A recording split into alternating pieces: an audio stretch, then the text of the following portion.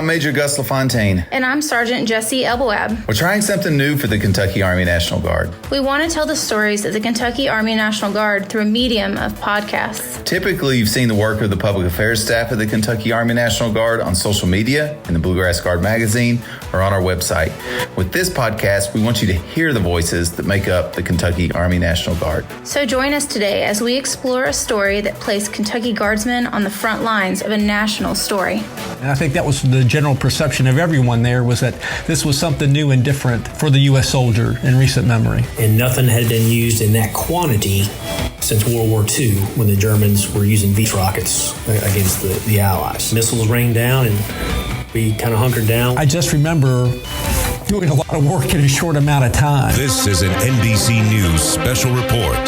Here's Lester Holt. Good evening. We're coming on the air with breaking news. The Pentagon confirming that Iran has launched a series of ballistic missiles targeting American forces in Iraq. On January 3rd, 2020, an American drone strike killed Asad Solomoni. He was a commander in Iran's Revolutionary Guard, and he was targeted for his role in planning attacks on American diplomats and service members. Iran immediately promised retaliation. Asad Airbase in Iraq was attacked on January 8th, 2020. The event marked national news and caused Google searches for World War III to spike. Unknown by many, the Kentucky National Guard had soldiers stationed at the Iraq base that night. The 206 Engineer Battalion of Owensboro had been at the base for 4 months when the attack occurred. I spoke with Lieutenant Colonel Michael Lawson, commander of the 206. We also spoke with Chief Warrant Officer 3, Charlie Harris, who accompanied the 206 and offered intelligence expertise to the mission. They're going to tell us what it was like to experience a ballistic missile attack. They'll also share their thoughts behind the actions of that night and paint a picture of the way their mission changed in the aftermath of the attack. Colonel Lawson, please start us off. I was the battalion commander for the 206 Engineer Battalion. We were part of Operation Inherent Resolve. We were assigned to 4 separate countries: Iraq, Kuwait, Syria, and Jordan.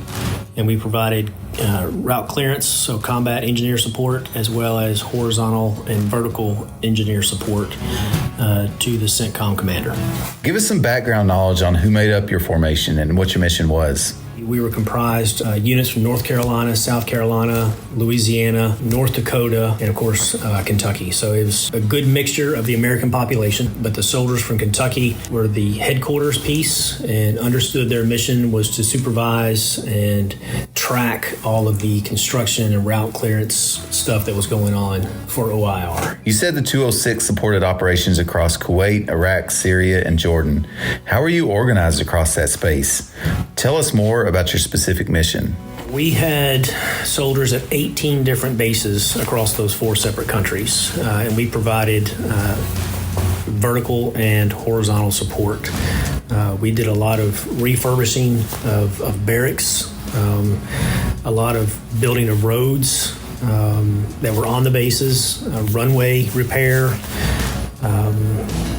just general construction on all those different bases. The combat engineer support for the route clearance mission, that was in Syria. So that was a separate mission where we provided support to Special Forces Group working with the Syrian Defense Force in Syria. So Colonel Lawson and his group were accompanied by Chief Charlie Harris, right? Yeah, Chief Harris has been around the Kentucky National Guard for a really long time.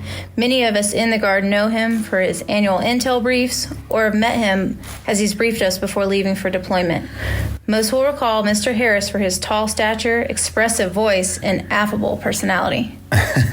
Great description. He described Asad Airbase for us. That's where the 206 was stationed.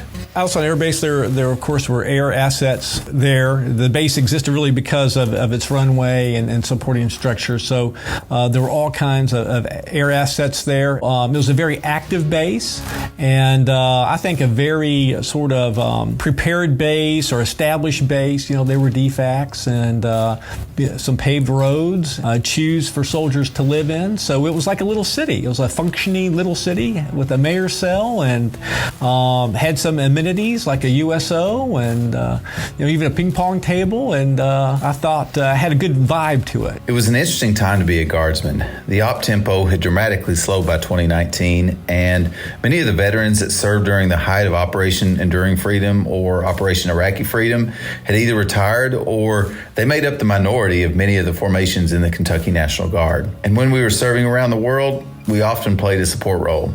Colonel Lawson talked about this. A lot of soldiers had never previously deployed, so there was a lot of anxiety, I guess, a lot of the unknown. I had several conversations with soldiers, just kind of one-on-one about deployments, how the atmosphere had changed from a previous deployment, 05, 06, height of the surge, and then going to this deployment. A lot less kinetics were going on.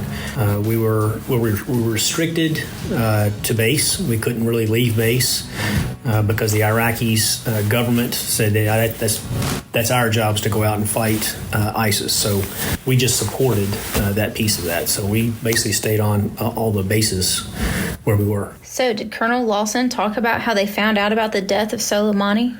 He did, actually. He talked specifically about that. Well, we were fortunate to have Armed Forces Network there at Al-Assad. So it was on the news the next morning after it happened that the U.S. had killed one of the Iranian Revolutionary Guard's top leaders. This obviously was going to have some sort of retaliation, right? Yeah, this was one of the pieces of the story that I was most interested to hear about. Chief Harris spoke on it. With the death of Solomoni, we knew that Iran would probably act in some way, but we didn't know what. So after his death, there was an increased tension, and just kind of you could feel it.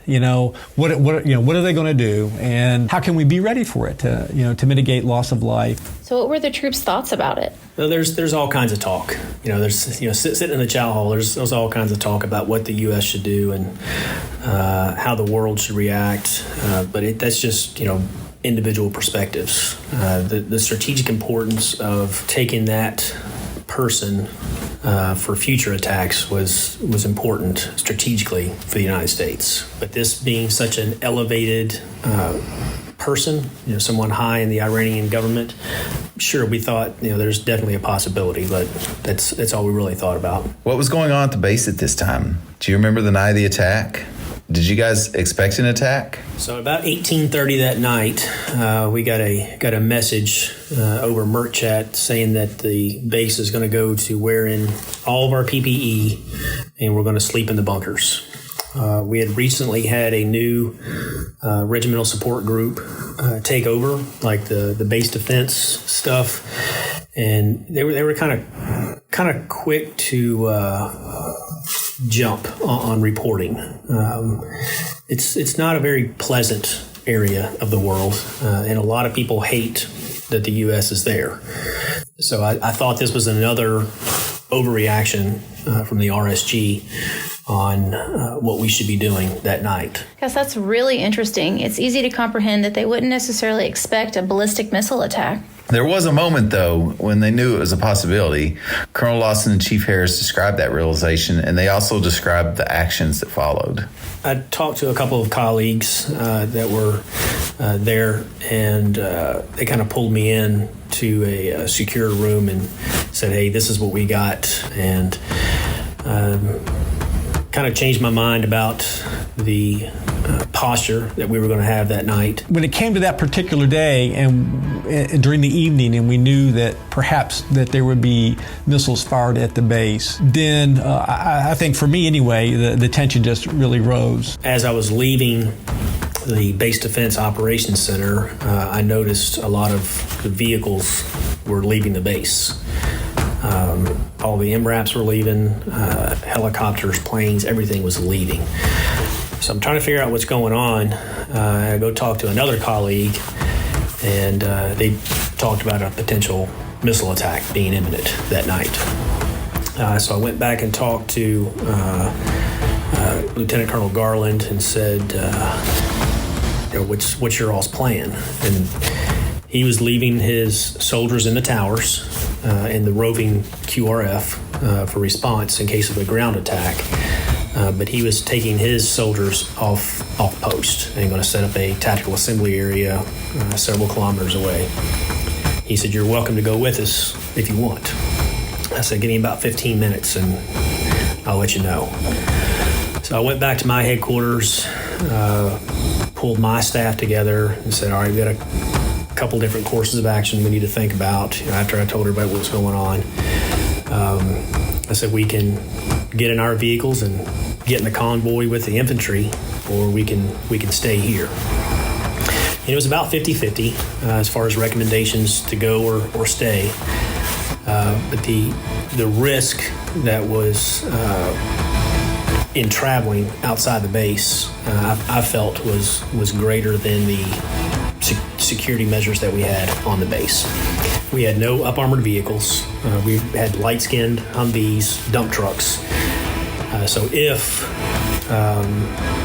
one of those vehicles were hit by an IED or undercame small arms fire attack, RPG attack, the soldiers in those vehicles had no defense mechanisms. So I elected to keep everyone on the post, and I talked to my company commanders and had them scout out bunkers, some of the Saddam Hussein era bunkers that were built. They were 3 feet concrete thick, just kind of see what was habitable. And told them to report back to me in the next 30 minutes. So out they went and brought back the information, whichever ones were flooded versus not flooded, how many people we could fit inside each one comfortably, because we didn't want people being overcrowded in there, because we really didn't know what was coming. So once we disseminated all the information, dispersed the troops across the base, we basically waited till about 23:30 that night, and then myself and a couple others from the headquarters, we just kind of took a position there at the headquarters in the bunker. Jesse, I think it's important to note here that we're talking about missiles. I've served in Iraq and Afghanistan. I've been around mortars and rockets, but we're talking about a missile here. And Chief Harris, he explains that difference. At our base in Al-Assad and at other bases, we had received attacks from like Katyusha rockets that have, an explosive weight in their warhead of maybe like 15 pounds, but these were missiles. So the explosive weight on these systems were over 1,000 pounds, maybe 1,500 pounds. Yeah, so it's interesting to hear about how they prepared for other style of attacks, but had not considered a missile attack. Chief Harris actually goes on to describe that. Being the recipient of a theater ballistic missile attack, we hadn't really developed a battle drill for that. We really hadn't worked through that. That was something that was sort of outside of our perspective of what we would face in theater. The rocket attack with the ubiquitous Katyusha rockets, we had that down pat. Maybe even a ground assault or, a UAS flying over. We had thought through all that, but the ballistic missile attack. But here's the part that I find interesting. Just because you don't have a battle drill doesn't mean you don't take action. And I think this is where you see real creativity or problem solving come out. And that's what I talked to Colonel Lawson about. We had a couple bunkers outside of our CP, and I looked at them and you think about trajectory. And I said, if we get in this bunker over here, because we had T-walls that surrounded the bunkers as well, this bunker here was more susceptible to indirect fire versus the one that was right next to the T-wall. So it's just little things like that taken into consideration, kind of, I think, increased our chances of survival. But there's no way those bunkers would have sustained a direct hit. Those missiles created 15, 20-foot holes in the ground, deep and wide. So, those little channel bunkers wouldn't have survived anything. And fortunately, we had soldiers dispersed far enough that if a missile would hit where our soldiers were, it wouldn't take too many of them. And that was really my biggest concern right about midnight, is who's going to see the sun come up tomorrow. It was pretty significant emotional feeling. Again, the force of the missiles were unlike anything most soldiers ever experienced, and Colonel Lawson, he described that force. The first missile hit at 0136, and it was pretty significant. Missiles, when they hit, the concussion was so great. I mean, you felt it on your body. Every time one hit, you felt it. So I believe for a lot of people that had never experienced even an IED, I think there was a lot of fear, anxiety, and just a lot of unknowns. This was an attack that lasted most of the night. Chief Harris described the length of the attack. The attack lasted for several hours. There were, I think, 3 waves of ballistic missiles. And so, there would be a string of ballistic missiles landing and then a pause. How long? A pause would be pretty much, a half hour or so, 40 minutes. And then there would be another. And there's all kinds of views of why this occurred. Maybe it was to lull us out. I know a commander in the 25th Infantry Division felt that it was to lull us out, to get us thinking that perhaps the attack was over and we would be more exposed to cause casualties. I really don't know, but it pretty much went on till dawn. Did either of them talk about the aftermath? What was it like the next morning? What was the condition of the base? What was the status of the service members on base? Yes, they did talk about that. Amazingly, there were no fatalities. Colonel Lawson talked about the state of his soldiers and the base. So we'd been up all night, probably been up for about 24 hours at that point. We started talking to soldiers. You could see the shell shock. You could see it in people's eyes. You could hear it in their voice. I immediately called our brigade headquarters, which was in Kuwait, and asked our brigade commander to send his behavioral health team. I said, there's going to be some people that are going to need some behavioral health consults. There were a few soldiers that had, like I said, you could feel the concussion from the rounds that hit. There were a few soldiers that were experiencing nausea, headaches, so they were medically evac'd pretty quickly. And next comes the battle damage assessment. So as engineers, we build stuff. We can blow stuff up too, but our mission there, we had the capability to rebuild, and we started that immediately. First thing we had to do is look at our life support. Our life support was that runway. We had to make sure that runway was serviceable. We worked with the Air Force Red Horse team that was there to do the assessment on the runway, and being able to get supplies in that had been destroyed, get resupplied on stuff that had been destroyed, food, ammunition. There was just that lifeline, that runway was our lifeline. So that was our first priority, was getting that thing back up. Chief Harris added, I will say this, the 206 Engineer Battalion was probably the most popular unit on the base that day, the day of the attack. It was a group effort to put that base back together. So we worked with our coalition partners. We had Polish, Danish, French, Norwegian. We all worked together on getting that base back to where it needed to be. But we basically spent the next 3 weeks, 7 days a week, probably 15, 16 hours a day, redoing a lot of the electrical in the buildings, bringing the living conditions back to standard, making sure water was able to run, people were able to take showers. When I was interviewing Colonel Lawson, he told this feel-good story that demonstrated the professionalism of the 206. what was it about? Give it a listen. There were Iraqi civilians that were on that post with us. One of their buildings was completely destroyed just through concussion, and we rebuilt that. That's one of the first things we rebuilt for them, because they were our partner. They've endured a long hardship with us, and we felt that they were deserving of living quarters as well. A lot of our living quarters are the connexes, which didn't really suffer too much, but their living quarters was a wooden building, which was just completely destroyed. Gus, that is really amazing. Yeah, I thought so too.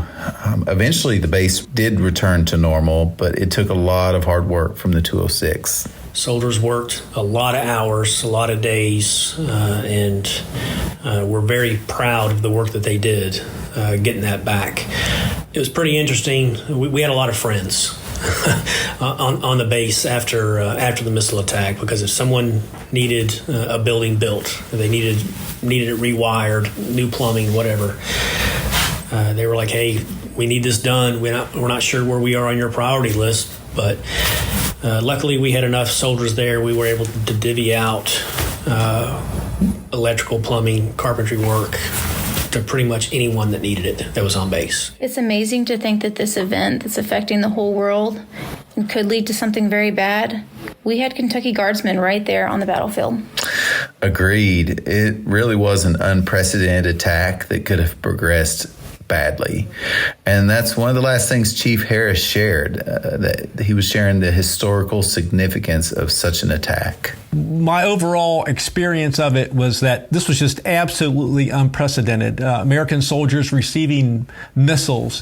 And maybe we have to look back to maybe World War II and U.S. troops at Antwerp and the Germans firing V-2s at that city to maybe experience what we experienced in a short period of time of 3 or 4 hours. We received over a dozen of these ballistic missiles. It's almost unbelievable that our soldiers could have survived an attack like that. I had the same exact thought. I remember in the moment that this attack happened being so shocked that everyone did survive. I asked Colonel Lawson if he wanted to share anything to close out our first podcast, and he was quick to offer up some words about the soldiers he commanded of the 206. And so we'll close with his thoughts. But before that, we hope you've enjoyed the Kentucky National Guard's first podcast brought to you by our Public Affairs Office. I'm Major Gus LaFontaine. And I'm Sergeant Jesse Elboab. Thank you for spending some time with us, and we're honored by the bravery and the service of our Kentucky soldiers. This is what he had to say. So as the commander of the 206 Engineer Battalion, I felt very humbled. I appreciated the amount of work that the soldiers did, the effort that they put forth. Over there, the workday doesn't end at 4 or 5. People would go to dinner and still come back to work that night. The amount of pride that they had in their work. It wasn't just, hey, we'll just throw this thing together and be done with it. They often lived in lesser conditions than their customer, if you will, because they wanted everyone else on the base to be able to do what they needed to do. So it was just an incredible group of people from all over the country, really all over the world, like I say, with our coalition partners as well. And I just couldn't be more proud of them.